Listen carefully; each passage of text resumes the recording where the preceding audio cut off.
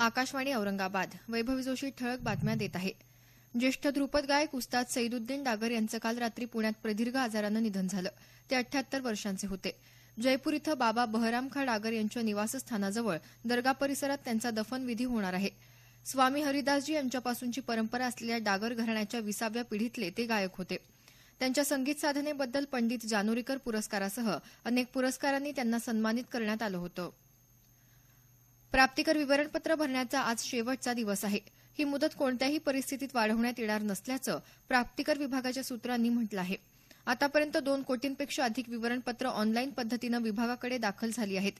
E filing करताना विभागाच्या संकेतस्थळाबाबत किरकोळ अडचणी निर्माण झाल्याच्या काही तक्रारी होत्या, मात्र त्या तातडीनं सोडवण्यात आल्याचं विभागानं म्हटलं आहे. औरंगाबाद शहरातल्या धार्मिक स्थळं निष्कासित करण्यात येणाऱ्या कारवाईच्या विरोधात शिवसेना न्यायालयात जाणार असल्याचं खासदार चंद्रकांत खैरे यांनी सांगितलं आहे. ते औरंगाबाद इथं वार्ताहरांशी बोलत होते.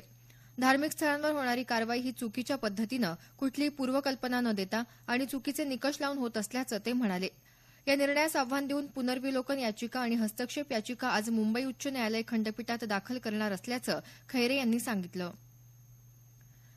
औरंगाबाद शहरातल्या चिकलठाणा भागात महानगरपालिकेची जलवाहिनी फोडून पाण्याची चोरी करणाऱ्यांच्या विरोधात गुन्हा दाखल करण्यात आला आहे. चिकलठाणा भागातल्या चौधरी कॉलनीत महापालिकेची परवानगी न घेता मुख्य जलवाहिनी फोडून नळजोडणी घेण्यात आली असल्याचं पाणीपुरवठा विभागाच्या लक्षात आलं. या प्रकरणी एमआयडीसी सिडको पोलीस ठाण्यात संबंधितांविरुद्ध गुन्हा दाखल करण्यात आला आहे. औरंगाबाद जिल्ह्यातल्या कन्नडनजीक पाझर तलावात बुडून 2 मुलांचा काल मृत्यू झाला.